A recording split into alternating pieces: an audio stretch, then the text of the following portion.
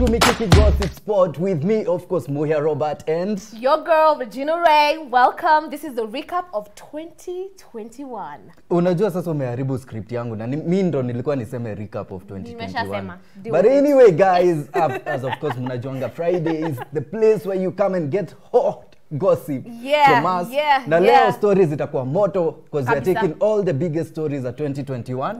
Na hii episode tumewa prepare very hot ones. Very hot ones. And of course we are starting 2021 yako ilianza aje by the way? Ulirukishia mwaka wapi? Home. Yeah, nilirukishia home, nikakaa home, nikachoka na home. Unajua kuna kitu usemi, mbona ulirukishia home? It's because it was kulikuwa na lockdown. Yeah man, kulikuwa na lockdown. And that's why we are starting our topics for today. Of course 2021 came in after the pandemic. So hakukuwa na so much interaction. We missed the New Year's parties. We missed the New Year's fireworks. People weren't traveling around. So it was kind of boring, eh? Ikianza, so it wasn't about kawaida one. Obviously it wasn't the normal one that you're used to, sindio? So we are starting with the biggest stories zenye tulikuwa nazo. And of course we start from the lockdown. What happened during the lockdown 2021? What did you do? Just tell us, what did you do in the comment section? We want to know, what did you do during the lockdown? Mi hata nataka waniambie, what's your favorite memories of the lockdown? Because of course people made memories. Wewe si yako naona kama New Year yako iliweza. Venye umeanza kusema iliweza. Si unaona, so tell us those memories that you have of 2021, especially moving, transiting from 2020 to 2021. How did you celebrate your New Year? What's your biggest memory? What's your biggest favorite memory? But of course, si tumewekea memories. And we are starting with the first, the biggest stories that happened during the lockdown. We had the two brothers who were killed in Embu. I don't know if you guys remember them. These guys were found by cops. Walikuwa wametoka job. I understand maybe they had a restaurant or something. Walikuwa na restaurant, walikuwa I think wametoka, then walikuwa naenda home. Walikuwa naenda home, wakapatikana na makarao. And it was only a few minutes after the curfew. So later on, those boys were found, two brothers, they were found dead. And that story actually made national news. It did, because right after that, what happened? Right after that, of course, investigation was zilianzishwa.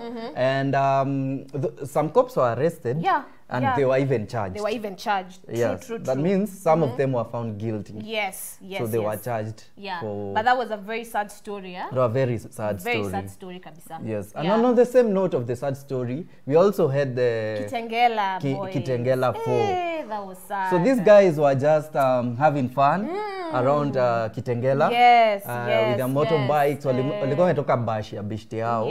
So wakaamua ende place ingine. So along the way, juu walikuwa na bikes, zika spoil. Bike ika spoil. So ingine venye walikuja kumrescue, neighbors around wenye walikuwa naishi huko, waliwaona and suspected them to be cattle rustlers. So venye waliwa suspect, they didn't even ask questions, they didn't investigate, walianza tu kuwapiga. So waliwapiga, they even burnt their documents. So that was a very sad story. And it was all over, as in over the reason why they had dreadlocks or something. Of course they were profiled because of the way they looked. So haiko poa. Usiangalie mtu hivi then judge. And I remember that came at a time where profiling was so high in Kenya. Kama uko na dready, haungetembea kwa streets in peace. Kama uko na tattoos, if you looked in a certain way, haungetembea in peace. But I'm so glad that these stories zinaenda tu zikitulia, and people are becoming more woke, especially when it comes to appearances za mtu. Very true. And of course, on that note, there was also the serial killer, Madam Kangogo. Well, I never knew that Kenya would have a serial killer. But no. Kangogo. What? That Madam. Mimi nakwambia, it was even announced that she was a fugitive now because she was on the run. And people are told, if you have any information about her, maybe you can report to the police. Kangogo caused drama, my friend. She did. She caused havoc for, I think, the police in Kenya. Yeah. She was the most wanted criminal at that particular time. For once, people were afraid of kuongelesha dem. Dem yote, because, you know, you can never know if it's her. You know. Unaenda na mse club. Unaenda club na mse. The next minute. You're not there. Hey, asha kupiga nini. So, that was a big story. And of course, you remember how it ended. Kangogo was traced back to her home. Yeah. And apparently, she committed suicide. Yeah, so that's how the story ended. On to our second story of the day. Yes. I don't know if you guys remember Elsa Majimbo. I think this girl is remembered especially during lockdown. No, alikuja akakuwa big during lockdown. Yes. So this girl was alikuwa na issues na Kenya. No. For those people who don't know Elsa Majimbo, yes. Elsa Majimbo was online comedian. Yes. Unaonanga venye nani anaitwa Chebet, Rono Chebet, you know, those types of people. Those people when you're na make jokes online, Instagram. Yeah, their content is more of comedian. Comic, yeah. You can go and check her out on social media. She's really good. Elsa Majimbo, she's really good. Yeah, she's good at her craft. Because anyway, amekuwa noticed. Yeah, but for me, you know, that's your opinion. But for me, I don't think she was that good. I don't think I even thought of following her. Follow. In fact, nobody did. Yeah. But then the people who were supposed to follow her when you walimpatia then extra mile followed her. So she was good at what she did. And apparently, si wa Kenya. That means Kenyans didn't find her happy. Nini funny? Si wa Kenya. That's why this madam decided to relocate. Akasema sasa wacha niwaambie. Let me tell you something. Msichana alitry jokes. Akaanza kuongea na accent, South Africa nini. So South Africans thought that she was funny. Yeah. Kenyans, we didn't find her funny. We didn't. South Africans wakamfollow, akakuwa famous. So ikafika place Kenyans hata mnisaidie. Mind you, she was born and raised in Kenya. Oh, she was raised here? I think Elsa Majimbo is Kenyan. She was raised and she was born and raised here. Okay. So akasema nini? The way she behaves, she doesn't look as if she's Kenyan. Sasa unajua it's the influence. It's the wannabe. She wanted to be. Yeah. Gotta be. So ikabidi ametoka Kenya. Yeah. And she relocated to South Africa and she talked trash about Kenyans, not supporting her in everything. So we put her down. I don't know, we don't like her content. I don't know, she has an issue with But Kenyans. Let me tell you something. If at all content, you know, Kenyans are the most genuine people. They are. If at all your content is legit, they like you. They'll consume it. It doesn't even matter what it is. You understand? Or what you're talking about, they'll consume it. Yeah, they'll consume it. Yeah. But there's no way you can force content to them. Yeah. Yeah? So Elsa felt so entitled that I deserve this, it should be like this. And of course that caused her for especially online. After amepatiwa ile award ya People's Choice Award. Yes. You know, after that, it was like, we don't know her. Leona may make it. But anyway, it's working out for her maybe. It is, because I hear Bado she's got so many interviews. Yeah, even Rihanna commented on her, I think, on her page or something. Oh, really? Not wrong. Yeah. So she's being noticed. So kudos to her. Good for her. Tuseme. Good for her. I hope unajibamba South Africa. Yeah. Because Kenya tuko sawa. Yeah. And on to our third story. Mr. T. Yeah. Mr. Edgar Obare. Let me tell you, for the biggest time, for the longest time, when the Nini happened, what is it called? The pandemic happened. One of the biggest beneficiaries ni online bloggers, of which among the least, Edgar Obare was among the top. Yeah. So there's no day ungeamka ukiwa lockdown umeboeka hivi kijani ukose kuingia Instagram kwa Mr. T kwa stories. Please, there is no day, especially if you're a girl, there is no day. Hawezi niambia. So Edgar Obare, and of course there was Extiandela katuletea Club COVID, but we'll come back to that. Story ni mingi. Relax. So Edgar Obare. So Edgar Obare alianza the year on a high note. Until he exposed the wash saga. Oh yeah. Edgar Obare ndo alileta wash.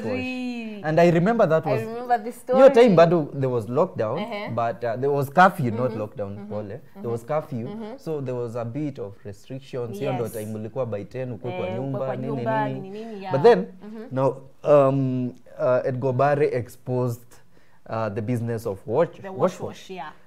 Legit, you know. So, I know. Watu wakajua si business legit. So,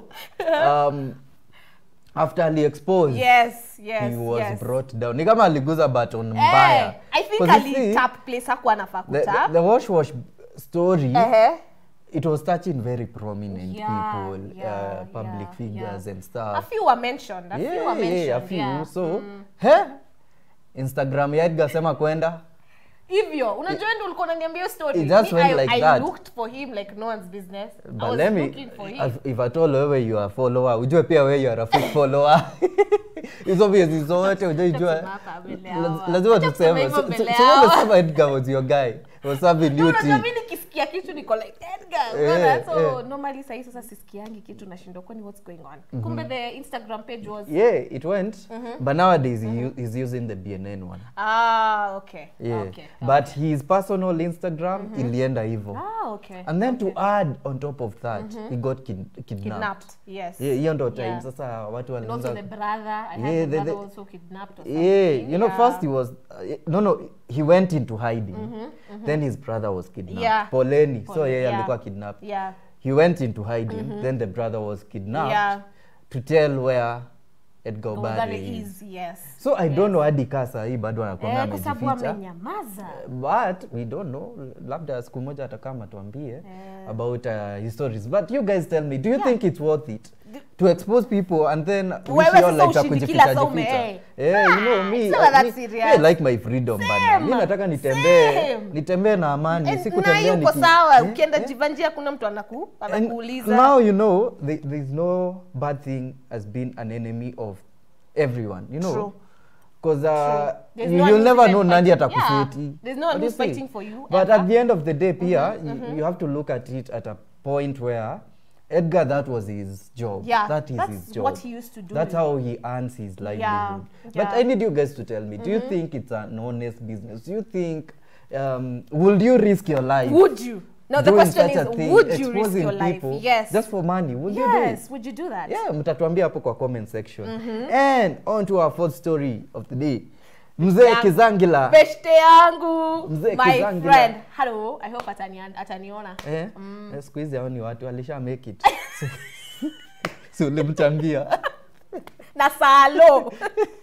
Okay. The guy, of course, tukitaja hivyo, of course watu washajijua. Washajua ni nani? Mr. Omosh Kizangila. Yeah. So aliletwa na prominent blogger. And then he came out and said venye amekuwa kiteseka, maisha imekuwa ngumu. I remember the story. Blah blah blah. And akalia on camera. And it was so emotional. We were touched.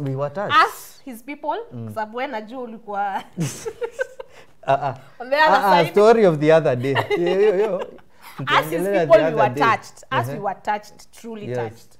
Akina Regina were touched. They went to their pockets. They dug in deep. Na wakamchangia.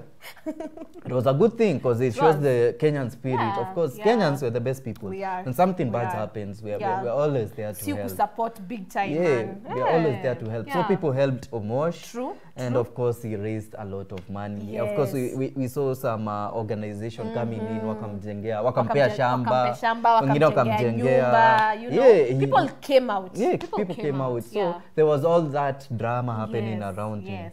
Now the latest one may happen. Omosh has registered a party. What do you mean? Yeah. No, you're lying. Aya. No, you're lying. Aya. No, you're lying. It's called Beggars Association. If you thought that this guy was kidding, so now it's become a business. He has a whole company called Beggars Association. What? I really don't know. Your business itakuwa ya kubeg. Almost you never disappoint me. Ama itakuwa it's a good name for to grow his brands, you know. You don't know. You have to start from somewhere, right? Yeah. If this is feeding him, niko sawa. Unajua sasa hatuna pesa nyingine tena ya salo ya kumpatia. Ya kumpeta. Sasa tutamsaidia wapi tena? But what's the biggest lesson ulilana hapo? I think what I learned is don't take things face value. As in, like the first venye alitulilia, then afterwards venye story yake ilikuja ati anakunywa kwa local, haikunibamba.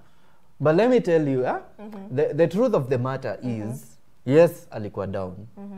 But then there was another side that people overlooked, that he was an alcoholic. Yeah. But being an alcoholic also, you know, it's a problem. Yeah, it is. Because it's triggered by different things. I'm not saying it's wrong, but all I'm saying is we didn't help him. Because all we did is just raise money. Unashika. Yeah. But I hope raising money also made him work. Yeah, hopefully. And of course opened other opportunities for him where he can earn for himself. Yeah. The next time pia jitokeze aseme he needs money. Exactly. Because anyway, it wasn't a good look. Yeah, at so all, for me, I really just hope that it came through for him. Unajua mbona Kenyans walimsaidia? Kwa sababu hatutaki ile situation ati mtu ana dedi and then unasikia ati sijui nini ili happen. But there so many celebrities in Kenya have died while they are broke. Nani those people who always kept you entertained. Manze, utaki kumwacha lakini. But anyway, so make sure you check out his latest organization, Beggars Association. I'll have to. Yes. Now you subscribe to it. And on to our fifth story of the day. Vera Sidika. So we started this year. I remember Vera Sidika early January. He was in the Kisumu or something. Huko ndo alirukishia mwaka. Akaenda akafanya ma events mingi. Nakumbuka. Hadi kwa nyingine ikubamba ikuwa poa lakini alienda. She was doing what? Hosting. Yeah, I think she was hosting. Ikaflop. We. Sasa Vera February hapo she came out and told her that she is paged. She's expecting a baby. And of course people are so excited. We even started doubting me by the I didn't buy that story. Hata mimi. Like I had to see it. Vera tangu atoe tint, arudi black. She has so many dramas. So hata akisema kona ball, you never know, anaweza eka ma cushion, ma pillow. Si tunajua hapa ni ball.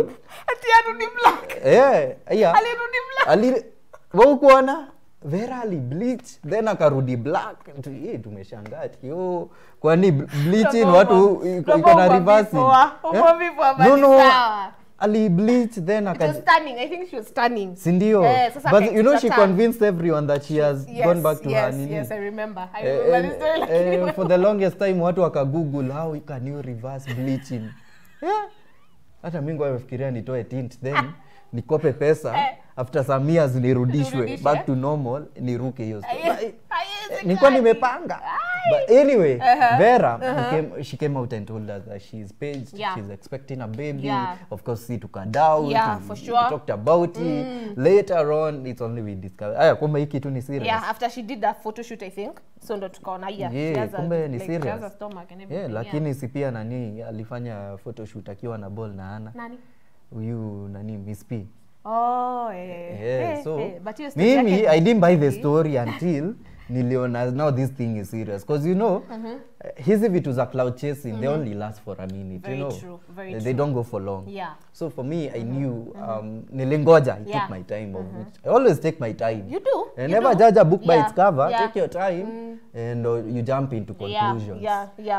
So it has been a journey and of course alijifungua. Alijifungua Nairobi Hospital. Was it a boy or a girl? And then she said that there was so much drama around it because first kuna hiyo story ya makeup, baby shower. Kwanza ilianza na baby shower, then ikaanza sijui na siku ya kuzaa, aka select date yenye atazaa. You know. But it's a good thing. It's a good thing. She said that she wants to be celebrating her kid's birthday at home because she delivered on a public holiday. So she wants every public holiday because everyone is at home. Ikwe a day to celebrate her kid's birthday. Of which everyone has a reason. Hapo. Hapo. Smart. Alitumia omblangat. But the whole story, she has a child now and we hope that she's happy. Yes. And on to another big story of the day. Of course this is sad one. Lakini Kenyans we love sad stories. I don't know why. Stories zetu zote ni chini. As in we can't even start smiling when ya Vera Sidika ilikuwa poa. Hiyo moja kwa hiyo topic zote. Hiyo moja kwa hiyo topic zote. Sasa hatujamaliza topics. Hatujamaliza topics. Sawa, so now Daddy Owen. Daddy Owen alianza mwaka vizuri. Yes. Then Jan aka-announce amekuwa kistruggle. Kulikuwa na kitabu alikuwa anaandika kitu kama hiyo. Mimi hata sijui. All I know alikuwa amenyamaza kidogo when it comes to music and everything. But then January akakama akaanza he started talking, speaking out about depression and stuff. And later on aka drop the bombshell. Akasema I've been struggling with my marriage and my wife left me for a rich person. A richer person. We hapo ndo nilijua character development is real. My friend. Hizi streets zitakufundisha character development. You better watch out. Kama Daddy Owen anaachwa. Daddy Owen ule wa vanity. Manze. Daddy Owen ule wa system kapungala. Wewe. Wacha tu. Young fella out Young there. fella. Wewe influencer. Wewe ni nani? So yeah, it was a very sad story. A very sad story, of course. We felt for him, and of course it affected him. But the good thing about the whole thing was he really accepted it, and he did. Right now he's doing so well. He showed men that you don't have normal. You don't have to stay with things inside. If you're going through depression, talk about it. If you're going through, see a therapist. It's not like the worst in the world. It's helping you. That's not the end of the life. It's not the end of the life. It's not. And of course, of late we've seen him bouncing back. Ametoa album. Kitabu yake imelaunchiwa. Amekuwa light skin. Tarudisha tits. Sijui hapo. But anyway, all I'm saying is hata nikisema amekuwa light skin, I mean his life is becoming better and better daily. There's always a future after all the problems you're having. There's always a future. So maybe mwenye alimwacha akisema acha tuone wenye ataishi. Sasa utaongea hivyo sasa. I'm just saying, nimesema labda, you know, just labda. This is very personal. No, nikisikiza hiyo story nasikianga ako cartoon kanaongea hivyo. Kanaongea acha tuone wenye ataishi. Hata sijui kama kinanga do. Now, I don't know when anaangalia anasema. But anyway, I'm so glad that he bounced back. He's doing well. And we wish him all the best. We do. Yeah, and on to our next story. There was this guy, Mitumba guy. Mitumba guy, alitrend mbaya. And this is the power of social media. Social media can either make you, especially in Kenya, or destroy you. True. But for this guy, I agree. He was spotted back in Kisumu selling clothes. But he had a very entertaining way of selling clothes. Kuna venye alikuwa anafurahisha watu hata kama Dave. Wewe unasema hadi maboy walikuwa wanunua. Umse alikuwa na mdomo anajua kukuchocha. Bosa huwezi vaa suti. Nunulia madam. Hii ni attachment hii ya bedroom hata furaha. Ukishaambiwa hivi. Wewe kwani ulienda shule? Unajipata umerudwa na una bibi. Bibi atakuja kupata hiyo night dress kwa nyumba. But he had a very nice way of selling. He was a vibe. And of course he was an internet sensation. He went viral. He did. Akaenda kwa Bonga na Jalas. He went and did all these interviews. And of course, just like any other people, his life started opening up. Akapata so many opportunities, so many advertising deals. As per now, amenyamaza kidogo, so I don't know what's happening. There was an interview that he did just a while back with, what's her name? This one that used to do Tuko. What's Lynn. Lynn. So he did an and then he explained his story. Do you know even the mom came in that story? Apparently, That's a story that he said that mamake alikuwa amita bro. Alikuwa anamwita bro, just so to live with another man. So he has gone through so many things. For him to even have that kind of zeal and vibe, hey, man, it takes a lot. It takes a lot. Then that also shows how Kenyans, they are good at supporting. True, and true. Just like I said, Kenyans are the best people. When it comes to assisting you, watakusaidia sana. So don't take advantage of them. We are very good people. Thank you. Thank you for that. Nika ulisaidia Mtumba guys. You spotted him. It's okay. Chukua all the credit. Nilipeleka viral. Relax. Ulishare kwa status with your 20 contacts. Shade. Hey, it's real today. We are ending this show on a high note. Of course, keep sending your comments. Tell us your highlights of 2021. Please tell us what you feel that what was you the loved best most favorite about, moment was during the lockdown. Kitu hawezi sawa about 2021. Kabisa. Whatever it is. Kama ulianzisha biashara, kama ulipata dem. Kama ulioa. Tell us everything. Manze, please. Now we finish up now. Si ulisema atika story ni mbaya. Now these are si amutumba guy ni poa. Si amutumba guy ni poa. Nimeona. Sasa hii itakuwa mixed reaction. Kuna poa, kuna mbaya. Now, give it to me. Hii ni the love edition of 2021. This is where I like it like that. And we start with the most prominent people, the most prominent couple. Of course, we saw Vera Sidika and Brown Mauzo having a baby. We saw we have Rotimi and Vanessa Mdee. Rotimi and Vanessa. Hey, kwanza mwaka ilianza Rotimi on his knees. This is my Rotimi. Hey, on his knees. Manze. Proposing. Manze. And we lakini this Tanzanian ladies. Watuambie ni nini wako nayo please. Kwa nini? Na tuambie ni Mungu mgani wanaomba. Mimi sijapata wa Tanzania. Wewe si wewe sasa. Kwa sasa si wewe. Kwa sasa tunaongelea Rick Ross. Hamisa Mobeto. My friend. Yes. Naongea Rotimi, Vanessa Mdee. Nani mwingine? Sijui. These Tanzanian but anyway, they are too much. No, it's too much. Anyway, people thought that they were cloud chasing. Of course, people started by filling into dots ati Vanessa kwa majuu, sijui amesportiwa wapi. But this girl dropped her music career because of this guy. Yeah, so she dropped her music career. Yeah, unaweza amua ku drop anything for a guy. Mbona umenyamaza hivyo? Wewe nieka kwa spot. No, I'm just asking. No, can you drop your career? Can you drop your career? No, ni ngumu. No, it depends. Like ni ngumu. You know, maybe it reached a point in her career. Maybe she was at the peak. No. Okay. You know what you do? Maybe she saw that the career is not fulfilling. You know, kila mtu kuwa na priorities. Maybe her priority was about the family. True. Having a family, settling with a family. Yeah. Right now you've achieved everything. I mean, Vanessa has achieved everything. If it's fame, we are still talking about her right now, even after music. Imagine. She's beautiful, of course. She's influential. So why not start a family? True. And if at all this other thing can get in the middle of you starting the family, just leave it why not drop? Now. For me, I would have an issue if it was Rotimi who told her to drop. Then that would be another conversation. That's another conversation. Yeah, but so by the look of things, ni aliamua. Hata the manager was saying, she just said, the manager is the one who was doing Sauti Sol, I think, if I'm not wrong. There was a lady who was the same manager with Sauti Sol. She was telling them, kwa ile reality show yao, she was saying that Mdee was like, you know what, let me just drop this for a minute. I'm done with it. I'm going to America. I'm finding love. And she did. So pia nyinyi toka Kisumu, toka kwenye huko, tembea hapo next county, look for love. Drop everything you're doing. Usiseme ati upati mtu. Ati Tanzanian ladies. No. Ati upati mtu. No. Na ujafika county next. No. Tembea, my friend. Mombasa is calling. Of course, we had Governor Mutua. Nilikwambia hii itakuwa mixed up. Governor Mutua. Governor Mutua sasa.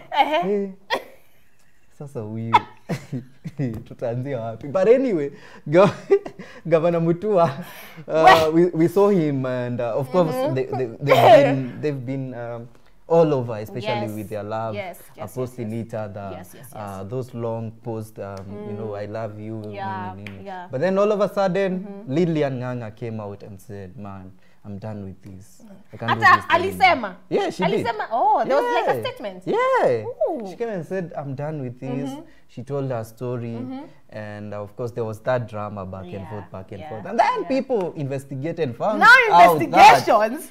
Nganga had found love. Kenyans are walali. Yeah. Nganga had found love. Yeah. And the love was none other than Giuliani. Yes.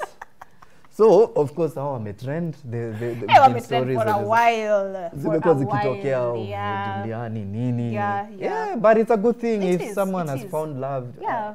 Love is a good thing, it's a beautiful thing, you know, so we celebrate it. Kama watu wanaacha career just because of love, who are you to judge? Yeah. And of course, there was Ambare. Hey. Na Jamal. Rosafi. Wewe. Yeah? Story. Sasa wacha nikwambie. Okay, for me I thought sorry. Jamal was just using Ambare for publicity. Yeah. But later on I came, even right now I haven't confirmed. I'm still waiting. Like I said, for me, I take my time. Yeah. But this is my opinion. For me, I thought he was just having fun with Ambare. Just for publicity. Because Jamal, we've known him from, he came, of course, he touched people's hearts with the inspiration of where he's come from. Building this big business entity from being a makanga to driver, then owning his own cars, owning his own businesses. Right now he's driving high-end cars, V8s, and of course he touched everyone. And of course he also brought his family into the limelight, introduced us to his wife Amira. And of course people have been paying attention to people. You know, Kenyans, we love being inspired. Kenyans, we love love. Sana. We like those stories, you know. If we see two lovers blossoming, we buy that story. We follow them. Manze, you know, tunafurahia tunakuwa mashemeji. Even though tunasemanga online in-laws. Tunakuwa very fast. Very nice. Tunakuwa online in-laws very fast. So for Jamal, he betrayed people. By engaging with Ambare. Of course, like I said, we don't know if it's true or it's just for publicity. But of late, Amira has come out to say that she doesn't want to be associated with him. Even the name. Of course, she went to Kadhi's court and demanded talak. A divorce. So we'll still wait and see how things will wait and see, because this story goes on and on and on and on and on. You know, it's crazy. It's just all over the place. Na tukimalizia, Kamene Goro, the presenter. The presenter of the presenters. Wacha nikwambie, now Kamene has a story. What? Kamene started from love. There was a time she got married. She got married to that Tanzanian tycoon. Later on she got divorced. She went back to the streets. Hii mwaka ameanza akiwa kwa streets mbaya. Let me tell you, on January, if you asked Kamene, can you ever date? My friend, kizungu inge kugonga hapo. No, you know, Kamene has very good grammar. Kizungu inge kugonga. Grammar is top notch. Top notch. Inakungoa meno, my friend. Mimi nashindo utaongeaje hivyo. So Kamene, she started single. And then later on, along the year, tunasikia, hey, I'm engaged. My friend. Now let me tell you, there's nothing. Mapenzi, it can change everything. If it may change the way Kamene used to talk about love. My friend. Kamene is the last person you will ever think that she will fall in love. With this story, I will never, ever believe anything anyone says. Ever. Kwa sababu if yeye January akiongea kwa Kiss wakiwa na Jalas, ilikuwa another story from what she's talking right now. She's in love. No, that thing shows you the power of love. Power of love? Yeah. Love can make you say things. No, you see, that's, alikuwa na advice, and she used, if I heard correctly, advice zenye nilikuwa asikia, she always advise people, if you're in a toxic relationship, walk out. Don't stay in it just because of love. But if you find someone who really loves and is worth your while, then go ahead. And I think for her, she found someone that is worth her while. And of course, she's so happy. Right now, she's flashing the rings. Of course, she's happy. She's flashing the mapete. Hataki maneno ya, you know, lakini soon. She's focusing on her hustle. Tutasaidika kama Kamene. Mtasaidika, mna matumaini. Matumaini yako kwamba pia nyinyi mtaonekaniwa. Tutaonekaniwa. Yes, but remember our question of the day is, what's your biggest highlight of 2021? What's your favorite moment of the lockdown? Yes. Tell us hapo kwa comment section. Of course, we are going to be reading your comments later on. But remember, this is Gossip Spot, where we do it each and every Friday. Kama kawaida. Kama dawa. From 2 p.m. to 2:30. Hadi masa. Manzi. Hadi masa. You know the recap, we do it longer kidogo. Wacha. So, ile masa imeenda, ile kidogo tumeongezea. Ile kidogo. Hapo. So make sure you join us each and every Friday from 2 p.m. Tutakuwa tunawapea the topic, the hottest topics happening in town. Yeah, man. And of course, we wish you happy holidays. We do. Merry Christmas. Merry Christmas. Jibambeni juu last year. Tukujibamba. Jibambeni ya miaka 2. Yes, like double. Double trouble. Pia sisi tuitwe. Musituache. Watu wa Mikiki host. Musitusahu. Si tumesema Kenyans are generous people. Sisi we are not asking for much. We are asking you to follow her at Regina Kamau 96. Na mimi Muhia Robert. Go follow my page, like my page, Instagram, I am Muhia, utanipata hapo. That's all we are asking from you this Christmas. Yes, please. Till next time, kwaherini. Bye. Yep.